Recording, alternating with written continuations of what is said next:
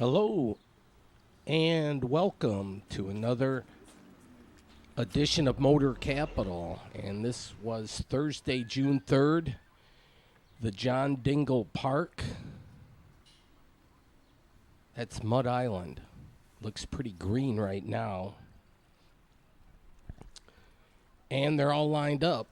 But the Detroit River, we got a peak out here. That's Fighting Island. That must be a marker marking the furthest point west on the island. But I'm waiting for a boat to appear. It's heading upstream. Oh yeah, there we go. I see it now.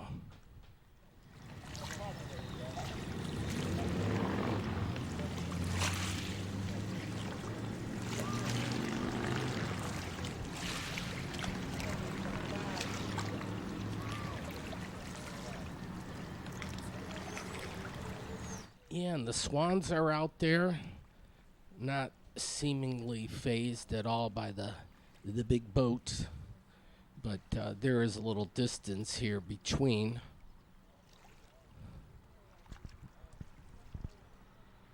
This is a nice park here, this John Dingell Park. A lot of people come here to fish. I notice people do bring their own barbecue gigs and do that up, so that's cool. There's a playground for the kids, but it's nice to walk, get a little exercise, a little people watching. There's a pleasure craft. The cottonwood seeds are flying out and about. We have that for like a couple weeks to deal with, but yeah, it's like snow in spring. But yeah, I got it in the whole picture frame. It's quite a long one, long and narrow. Coming up on the light pole there. A lot of aquatic activity, and then with the birds too. So you get like the air and sea show here at times when the birds do their thing. But eagles are supposed to Point Mouly further south, I guess, is their main hangout, but they have been known to be up here on Mud Island, and they do some fishing. Now, I'm told early in the morning when the sun's rays are hitting at a certain angle, maybe those eagle eyes can pick up those fish that are fishing near the surface. Here you can see those cottonwood seeds. And the cottonwood tree is a huge tree. We have a few in our backyard. Look at all the fishermen here. So yeah, this must be a good spot. But you have a little buffer here because of the Mud Island. So you can get closer to these big ships the closer you get to Detroit. The Detroit River narrows at its narrowest point, I believe, where the Ambassador Bridge was put up, which only stands to reason and makes sense. But where the Gordie Howe Bridge is also a good location, too. That's about a mile south. You know, a regular mile, not a nautical mile. I never quite understood all that, but I'm not a boater. Now that looks kind of like a tug that's pushing the thing. It kind of gets back there and does this. Well, here looking at the Google Maps, you can see the proximity. The shipping channel is pretty much the international border. And then Zug Island. That is like the kick-ass island. It's man-made, which is kind of cool, but it's heavily industrialized. Nonetheless, rooms go for a pretty steep price. There's a market.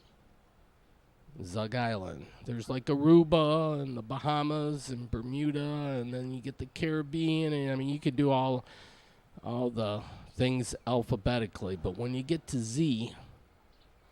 Zug Island, there's nothing that's gonna compete in that Z bracket. Nobody's going to come close. But you got to wait till you get to the end of the alphabet.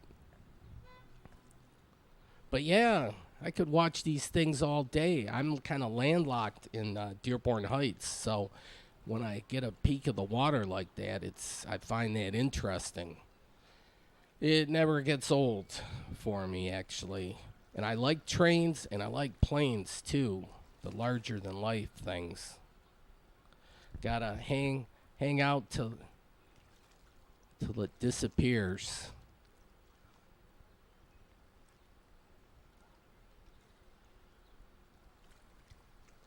And there she goes. Now, we could develop this part of the coastline here a little bit more. U.S. Steel owns this. I think it was like a UAW headquarters. Look at even the well-heeled make their way through the city of Ecorse en route. But this is a great, it's kind of like an intersection, but not a full intersection. It's a three-way thing. Hey, train action, yes.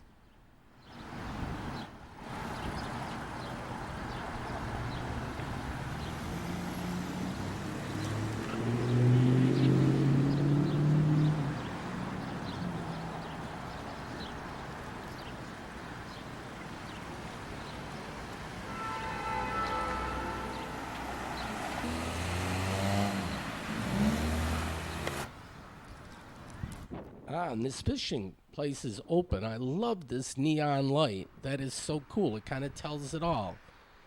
If you're into the fishing thing, they're open. Hey, and as luck would have it, this is like bonus footage here. I didn't expect none of this, but I kept my eye looking outside, and bada boom, bada bing. Here's one going downstream.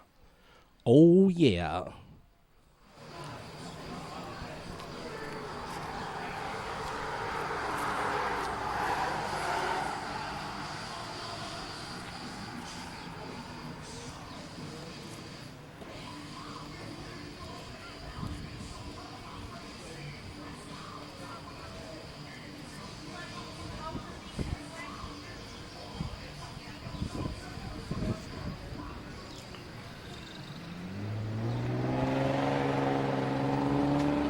Oh, and the Detroit Lions. Hey, that's all about pride, too. I guess the month of June is about pride, but yeah, it works with the Detroit Lions, too. One of these days we'll be proud of that team, hopefully. That's one of the things on my bucket list that I don't know if I'll ever be able to scratch off, that I could live through the Lions winning a Super Bowl. Once in your lifetime. But I don't know. I like the lamppost. Nice detail up top.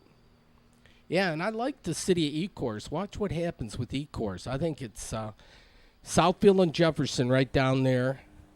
They have this was a little, a decent-sized bar. Monroe and Labadie. And so the neighbors, quiet neighborhood. But they have a back 40 kind of a thing. So in the summertime, I guess you could hang out, probably smoke and whatnot. They could put up a mural there. That would be kind of neat. Some people maybe have gone shopping before. But